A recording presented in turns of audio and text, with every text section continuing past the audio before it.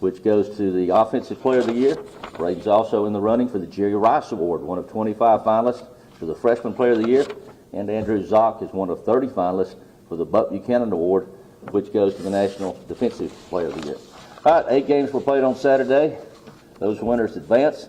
South Dakota defeated Drake 38-17. So the Bears will meet South Dakota 12 noon in the second round of the playoffs. So that will be at Coach Jacobs. Good afternoon. Good to see everybody after a little bit of a holiday break. Hope you all had a great Thanksgiving. I know our staff and players certainly enjoyed a little bit of time off last week and got to watch some football as we roll into the playoffs. Won't spend a ton of time since last time we talked. Obviously, we had our game at Auburn. Won't spend a ton of time on that, just recapping. But I am proud of the way our kids competed. You know, the scores in those games aren't always indicative of how you play. I thought for 25 minutes of that game, we competed our butts off. You know, the problem is games are 60 minutes, and we did some of the things that you just can't do in that second half in terms of turn the ball over. We missed quite a few tackles in that game, and you know, towards the end you get worn down a little bit, and you see a little bit of the roster difference between you know, what they're paying players and just where we're at and in numbers as well. But we went there. We had a great game plan.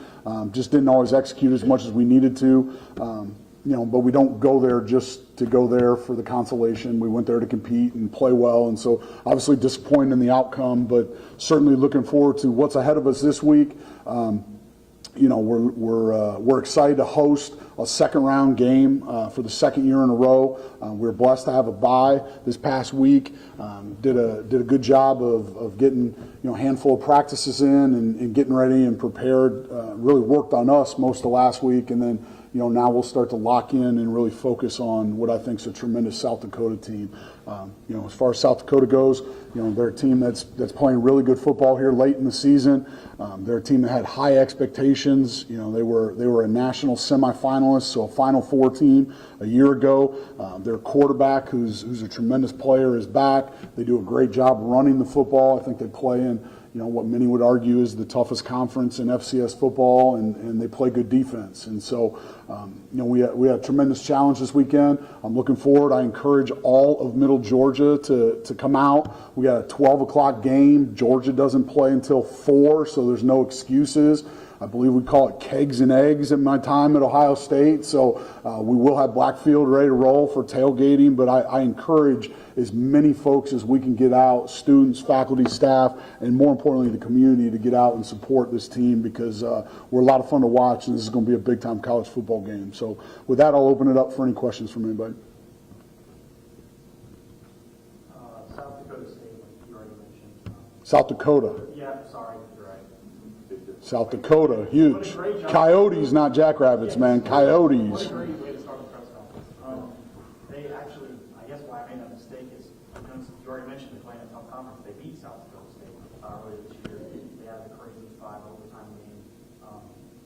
Is there one specific thing you want to hone in on? It's not often you see a team that balanced. Like they pass the ball really well and they have a really good guy in the backfield running. Yeah, again, they're a tremendous football team, and they like a lot of us. There's a little bit of a lull at a point in their season, but man, they've been really hot here. They got good the month of November, and that's what you need to do. They beat 3 ranked teams to close out the season. They beat a strong Drake team who was a conference champion in the first round of the playoffs, and they're back to playing football, and we're all one of 16 teams left, and so there's nothing specific. We need to play really good, solid football, the best we've played all year in all 3 phases, to be competitive against a really good team. Like I'm sure in your downtime here and there in the last couple of weeks, looking back at the season, where maybe not just one, but 1 or 2 turning points where you say we took a step up here and then we took another step up here. What were the responses? Sure, I think the players would hopefully tell you that the bye week after Presbyterian. We challenged everybody in the building, coaches, players, staff, personnel. Like if you have a hand in what we do and our success, however it's laid out, we all had to get better. And I wanted to know who was all in. And certainly we decided to make a quarterback change that week, and that young man Braden's play has been a big piece of our success this year. But I think that specific week and the mindset that it instilled in our players, going full go, not caring, right? Not really caring. Like if you're going to be a physical team and you're going to play a certain way and you want to play in the playoffs, like you can't be scared of physical contact. And so I think that week in particular, I think as you went on, as the season went, certainly the Western win was massive for us. That's as talent of an offensive team as I think we'll face all year in terms of quarterback play, skill positions, offensive line, so we've won games different ways. We've shut people out. We've had to outscore folks. It's been whatever it takes mentality, and I think you've really seen all three phases having an effect on games. But if I had to pinpoint one thing, to me, it's specifically the bye week coming out of the loss of Presbyterian that catapulted us into 9 wins in a row and an undefeated SoCon slate. Yeah, I think what's his name, Phillips, that wideout over there, I think he had like a $140 on Saturday. So, and the quarterback only had 15 completions, so it's pretty crazy. Like, what's been the point of emphasis in practice with the bye week to get prepared for a high passing attack like that? Sure. I mean, it's more about just a veteran quarterback, right? Like they're under center a little bit more than we've seen throughout the year. They do a great job running the football, but for us, it's defensively specifically, it's alignment, assignment, and 90% of great defensive play is being aligned correctly prior to the snap and having great leverage, and then playing with the passion to get 11 hats to the football. And so, anytime we have extra time, bye weeks, we've been blessed to have 3 this year. That's unique for me.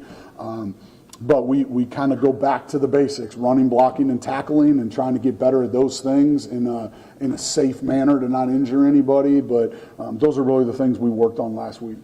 Well, now it's 2 years now, the Thanksgiving bye week. Starting any traditions with the team? Some time off. They all look forward to it. We do a little bit as well. Since I got to Cal PA in really 2008. We've been playing on Thanksgiving or had some sort of playoff practice prep on Thanksgiving, and the great thing is that when you're practicing that week, it means you're playing in important games at any level, and so it's a blessing to have that time. I like to cook, believe it or not, and I do most of the Thanksgiving meal. I do everything but the baking portion of things. So we had some fellowship with some of the other staff. Coach Chafee smoked the turkey, Coach Folkert smoked some brisket, and then my kids and I went to the Christmas tree farm on Friday, so that's a bit of a tradition for us. And, true Clark Griswold style, we cut the thing down and, it's in the bed of the truck and a lot of sap and all that kind of stuff. So it's been fun, though. It's been fun to have a little bit of family time and downtime. Let's talk about the growth of Braden throughout the season. I mean, particularly from the first start at Wofford, and how do you see him progress week by week? Sure. Listen, the kid came in and went 9 for 9 in his first 9 passes, and it's like, all right, maybe we made the right decision, and so, or maybe we should have made it sooner. I don't know, but I think what you see is a young man who studies, who prepares like a veteran, like a senior.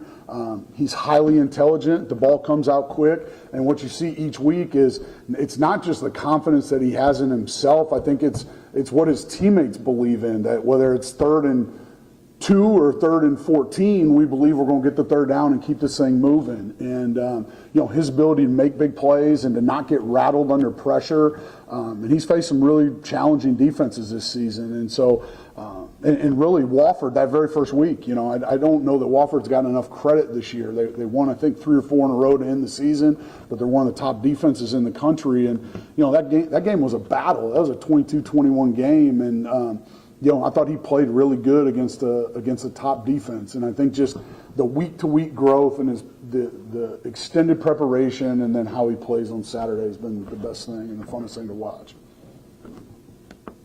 Talking about that progression, there's a lot of experience on this team playoff-wise, obviously, 2 years in a row, 7 5. What are you telling Braden and some of the other guys who don't have the playoff game under their belt? What's the mindset on that front?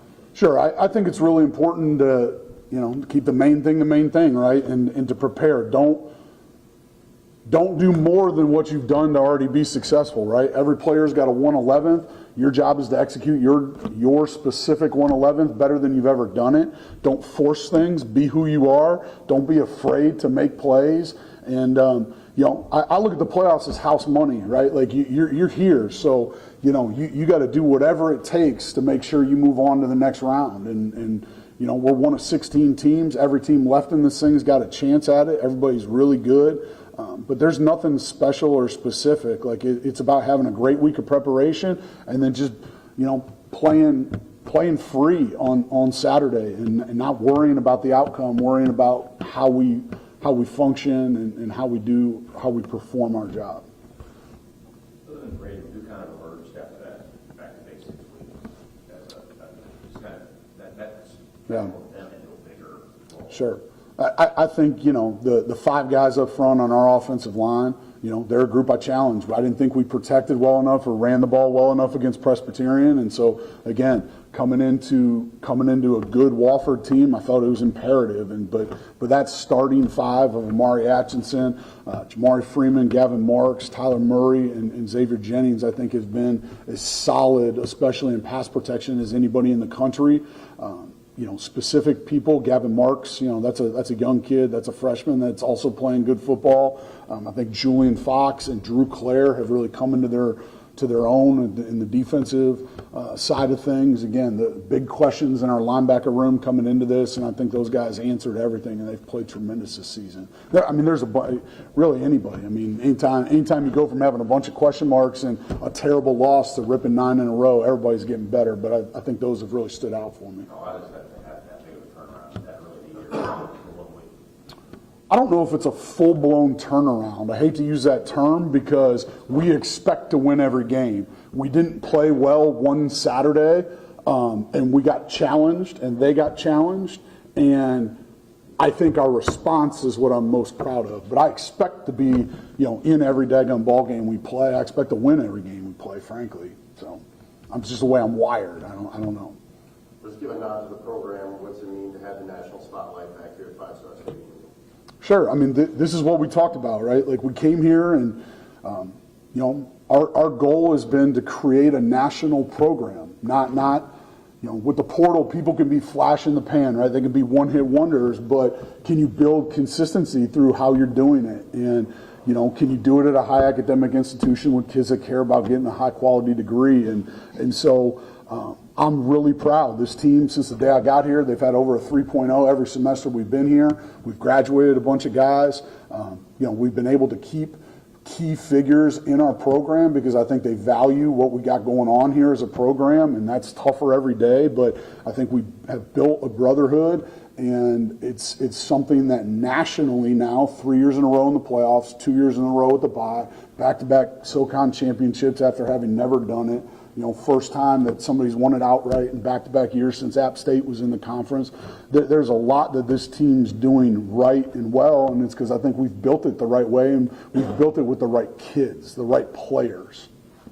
Coach, I know your philosophy awards come with the success of your program, but it's got to make you feel pretty proud as a coach to see 17 different players get all conference awards. What was your reaction when that news came out last week? Hey man, I'm just proud of our kids. We talk about it all the time, like in the preseason a little bit. Like you recognize that individual awards are really important, and preseason awards are just kind of a tip of the cap to maybe what somebody did the season before. But then to go lay it on the line, if you look at this, 99% of the time, the team that has the most wins has the most players on the all-conference team. And so as the team's success goes, our individual accolades will come. And, I couldn't be more proud. Frankly, I think there's some guys that got snubbed or should have been on it. Like I'm a little bit greedy that way. And it's just like anybody's kid. You want to brag on them. And I think, I'm convinced that we got the best in the country where we're at. And so, but, I'm proud of the recognition. I think it speaks volumes to, what we do at Mercer and how we do things and, how we sell our kids and our approach. And that's to your office of the SID, to Kayla Vick and what she does with some of our social media stuff day in and day out, to have somebody embedded daily to tell our story, I think really matters. And I think it helps frame the picture of who Mercer is football-wise. And specifically, all 5 guys on your offensive line, and then 3 out of your 4 defensive line starters, and all they've got, all conference awards. I mean, to your testament to it shows the type of Build it inside out, right? Build it inside out, man. If the foundation's bad, the rest of it can't be good. And so, listen, we commit resources to those groups. We work really hard, and I think those two position coaches, Brian Fulkerts in our offensive line, and certainly Jimmy Long, are two of the best, if not the best, at this level in the country. And they get guys ready to play every week. And I can't say enough about the job that they've done developing the group and some young guys in a lot of cases. Coach, you mentioned it earlier how important the bye week was for you guys to kind of refocus on Mercer, but you also mentioned how big it is for health-wise. Yep. How did that look like for you guys? Yeah, so going into the bye, we watched the selection show on Sunday coming out of the Auburn game. Monday is our typical required day off for the NCAA anyway. So we went ahead and took that day off. The players, they just got some academic stuff. And then we went Tuesday and Wednesday that week, cut them out a little bit earlier on Wednesday. So they had about a half day there. And then everybody was off Thursday, Friday, Saturday.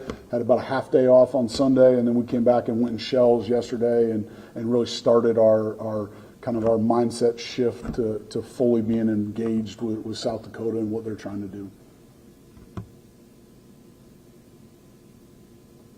Okay, anything else, Coach? Thank you all. Appreciate you guys. We'll see you Saturday. Well, Todd mentioned a moment ago the recognition offensive and defensive line is going to be a good football team. These guys have got to be step up, do the job. Let's go to the offense first. Jamari Freeman, number 63, redshirt junior offensive lineman for Fairburn.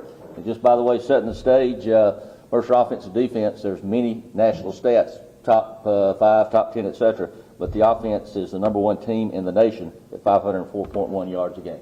How y'all doing? Mari transferred in here. What made Mercer stand out to you as a place you wanted to continue your career? Definitely coming from Tennessee State. Just the coaches, the love I got from here, and being from Atlanta is down the road, so not able to have all my people come to the game with no problem. So this was just a good spot. Love the training crew. That was my biggest thing. What I was looking for, trainers and everything. So Mr. Brad and all them, they've been doing a good job this year. So that was really it for coming here. Talk about Coach Fulkerts and how he's helped you grow in your position. He definitely has from technique to just knowing the game itself. I know we've seen a lot of crazy things this year from defenses, and Coach Fulkerts just breaking everything down to us. It's helped us a lot. You see, we had the fewest sacks in LCS, so that just shows a lot right there. Coach, obviously was an O-lineman. You talk about the foundation, you talk about the program. What does it mean to be so important and be an important part of this team and winning? Definitely good. Like you said, Coach Jacobs say, you get guys transfers, you don't know how they're going to be. So me just coming in and doing my thing, which is physical up front, that's what they're looking for. So just continue to be dominant, be a leader on the line, and just go from there. You see anything from their front seven in the box Saturday on tape? Yeah, I know they got number 10. He's pretty good, so he's probably the best D lineman. So just keeping him out the mix and being physical up front, that's the main thing. Be physical up front, get to the second level. Can't stop him. Mari, you've got the experience of going against these guys in practice. What do you think opponents see when they look at our film and see guys like Kobe and Zoc on the defensive line? What do you think? I don't even know what to say. I know for fall camp, I definitely seen these guys are really good, and it just shows from the stats itself. Zoc, great DN. So I don't know that. Just be ready. That's all I got to say.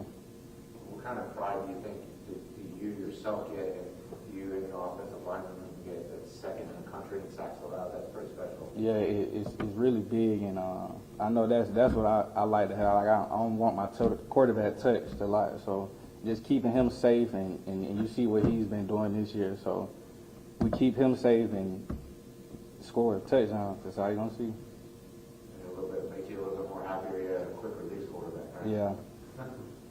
And we ain't protecting too long. Coach already mentioned the week after that Presbyterian game. What was that like? What were you guys working at? And how much closer do you think the line is of the unit now compared to that one? We definitely got closer from that first week.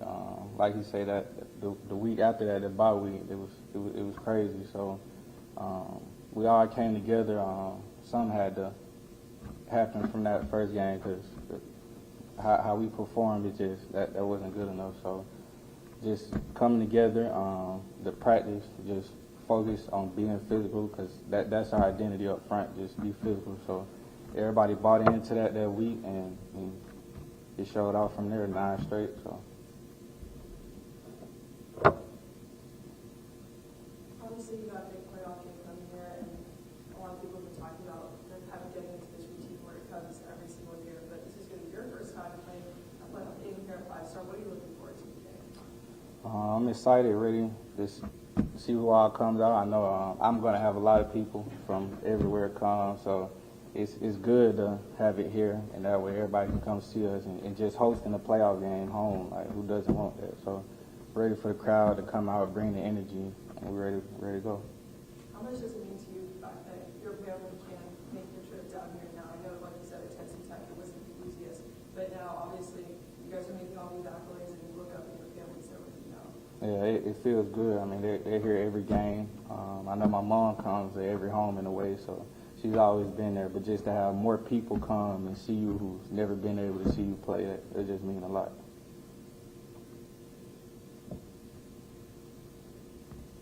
Okay, anything else for tomorrow? All right, thank you, sir. Appreciate it. All right, let's go to the defensive line for the Bears. Obviously, if you've seen this team play this year, you know if you go against this defense, it's going to get after you. You've been among the best, if not the best, in sacks, tackles for loss all year. Let's bring up Kobe McInnes, freshman defensive lineman from Marietta. Kobe? How you guys doing? Hope you guys had a good break. Kobe, talk about what it's meant to you to be a part of this team and to get the playing time that you got as a freshman. It's meant a lot. You know, we had a lot of moving parts at first, and a couple guys went down. So I'm blessed to have the opportunity to come up and step up and really make an impact. So that it really means a lot to me, and I appreciate Coach Jacobs and Coach Long for taking a chance on me and allowing me to do what I do best. And you were one of those 17 guys that got all conference or so-called freshman recognition. What does an award mean like that to you, especially in your first year here? It feels good, but you always stay hungry and want more. So not focusing too much on that. Coach Long talks about it a lot. Staying selfless and focusing on doing the 111, not worrying about the stats or accolades or anything like that. So it feels good, but you always want to stay focused and want more. Coming from a great program up the road like Wheeler, you choose here. Has the year met the expectations? I mean, you're hosting a playoff game, right? Yeah, we at Wheeler, I had a lot of coaches moving around from D-line, and coming here, it's a lot different. The pace of the game, and we played a lot of good competition there, and I think it helped me prepare for moments like that Eastern Tennessee game. I think they really ran a lot of tempo, and I think it helped me prepare for that. So. Well, what does it mean to you to be here as a freshman hosting a playoff game, national spotlight, against a program like South Dakota? I mean, it means a lot. We never hosted a playoff game at Wheeler, so being able to experience that is really important to me, and being a part of something like this is very special. Kobe, what's been your favorite moment this year with this program? Either on or off the field, but what's been your favorite moment that sticks out the most to you? I don't know if I could pick one. These guys, just the players, and getting to know everybody, building that bond with everybody in the D-line room and all around the team. Just everybody here is really good people, so that's probably been my favorite part. Who's the guy on defense that you, maybe not just you, maybe other guys on the squad, who are you looking to have a big game, hyping you up, getting everybody outside? I would say Tommy. Tommy's a big leader on our defense. He's the voice of our defense. Tommy Fox and Zach, he's an inspiration to me. So looking at those guys, seeing their energy and how they play, it really like inspires me and gets me hyped up for the games. You guys have already accomplished so many things, but for you as a freshman, how do you think you developed as a player throughout the season so far? I came in the summer and going through what Coach Barr takes us through and the workouts and then fall camp, it came really fast, like faster than I expected. But just taking in everything I can learn from Coach Long and all the guys that have been here already, like Swain and some other guys that have already been here, like just learning from them, it's been a lot of fun and they make it really easy. So. What do you see in their offense when you're looking at film? And what's your scout report on their offense? They do some good things up front. They like to run the ball. They run the ball pretty well. And looking for those cutback lanes, they have some pretty good backs. And their tight ends are very physical, so it's going to be a very physical game. And that's how we like to play, so we're ready for it. Okay, anything else for Coach? All right, thank you. Okay, remember men's basketball in action tomorrow night here at Hawkins Arena, 7 p.m. against Georgia State. Football, 12 noon. Everybody be here. Thanks for coming. Help yourself to lunch.